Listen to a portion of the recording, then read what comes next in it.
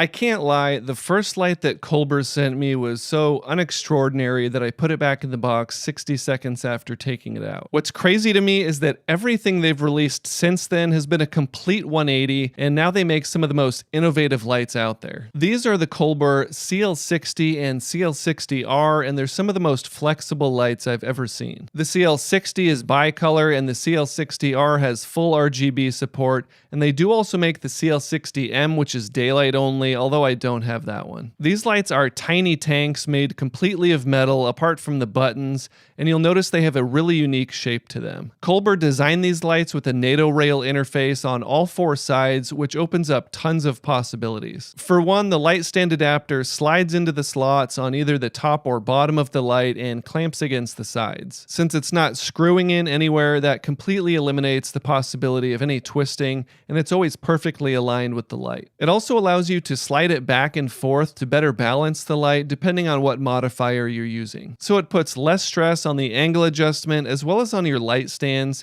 and it makes a huge difference in reducing fatigue if you plan to use these lights handheld. A few other quick things about the light stand adapter is that it has locking teeth on the angle adjustment, a ratchet style tightening handle, and a cable clamp, which I thought was a really nice touch. With the rail system, you can actually connect multiple lights together for when you need more output. And these lights use a wireless mesh system, so you can control multiple lights from the back of just one, as well as through the mobile app. You can obviously use any of the other million NATO accessories out there, or something like the Colbor VM2, which allows you to easily connect and power these lights with a V-mount battery. If you only have NPF batteries, you can use a dual NPF battery plate as long as it has a D-tap output and you have a D-tap to USB-C cable. And of course, you can also use the included AC wall adapter. These lights are too small to have a native Bowens mount built in, but that's another clever use of the rail system in how the Bowens mount adapter connects. It slides right over the front of the light and snaps into place on the rails using spring-loaded bearings. It's a lot faster than other Bowens mount adapters for other lights,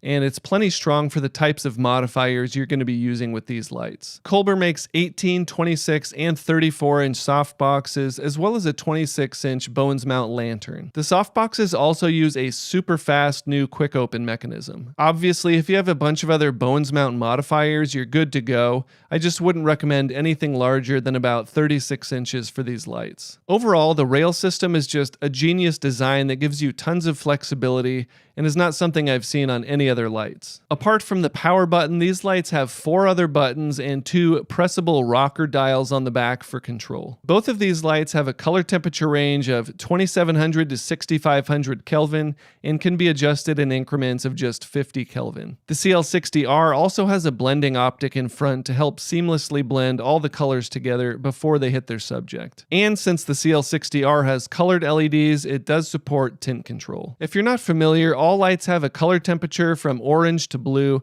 but they also have a tint between green and magenta. Even if you have multiple lights where the color temperature is a perfect match, the tint can vary wildly between them, so it's really important to have tint control. That way you don't end up with footage that's too green or too pink. These lights also give you a pretty decent selection of special effects with customization like speed or color temperature. The CL60R adds a couple special effects that make use of its full color capabilities like fireworks and emergency vehicles. Within the menu, you can also toggle between smart and quiet fan mode, as well as Bluetooth modes to control these lights from the back of other lights using the CTRL1 hardware remote or using the mobile app. The mobile app lets you control every aspect of these lights, plus some extras like saving and loading presets, as well as color picker mode. I was seeing some 1-star reviews on the mobile app saying that once they updated it, people's lights weren't connecting anymore. I was having the same issue where I could see the light in the app, but I couldn't get it to add to my actual scene, but I finally figured it out. Not only do you have to set the Bluetooth to the mobile app mode, but you also have to press the button to change it from unpaired to pairing. I think the confusing part is that the light was showing up in the mobile app even when it was not in pairing mode, but it's a simple fix and it works well after that. Colbor also makes the CTRL1 hardware remote, which is a puck-shaped pressable dial if you want a more tactile experience. With a short press, you can toggle between controlling the brightness, the color temperature, or the hue, saturation, and intensity on the RGB light. A long press will put the light to sleep or wake it back up, and you can control multiple lights as long as you have them set up properly. It also has a non-slip pad on the bottom, and it's almost like magic how sticky it is without using any actual adhesive. Now, I want to talk more about the USB-C port for power, because that doesn't mean you can just plug in any USB-C source, even if your V-mount batteries have built-in USB ports. If you're going to use a USB-C source other than a D-tap to USB-C cable, they have to meet two requirements. One, they have to support the PD 3.0 protocol,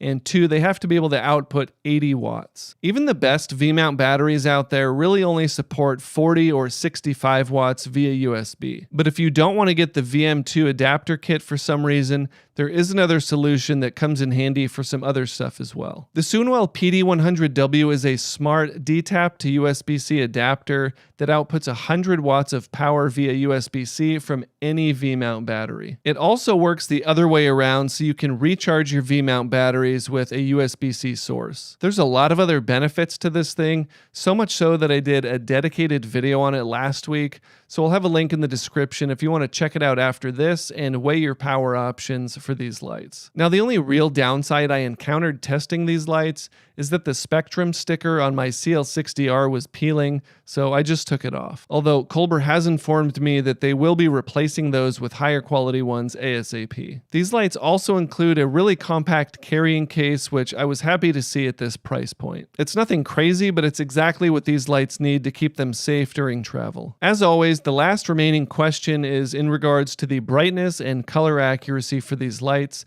so I tested them with my Sekonic C800 and got the following results. With the CL60 set to 3200 Kelvin, I got an actual CCT of 3253, a brightness of 2300 lux, and a color correction number of just 0.1 magenta. I also got a CRI of 96.6 and an SSI versus the tungsten standard of 85, which is fantastic. With the CL60 set to 5500 Kelvin, I got an actual CCT of 5360, a brightness of 2560 lux, and a color correction number of 1.0 green. I also got a CRI of 95.6 and an SSI versus the daylight standard of 74. With the CL60R set to 3200 Kelvin, I got an actual CCT of 3123, a brightness of 1770 lux, and with the tint adjusted as good as possible, a color correction number of 0.1 green. I also got a CRI of 97.5 and an SSI versus the tungsten standard of 83.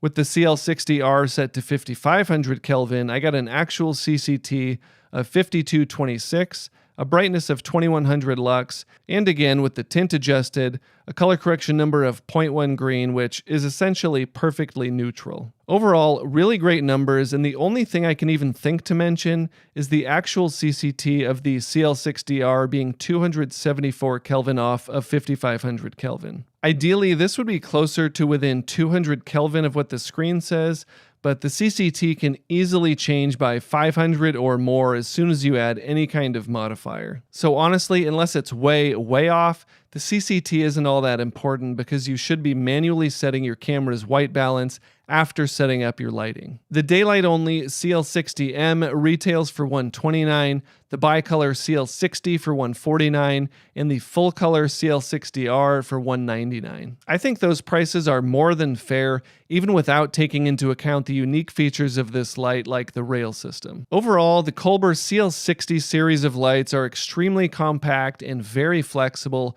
and I highly recommend them, especially to smaller creators and productions. But what about you? Leave a comment and let me know how you think these lights stack up versus other 60-watt competitors. Links are in the description, and if you buy anything at all through those links, it's the best way to support this channel without costing you anything extra. That's it for now. Thanks for watching, and I'll see you next time.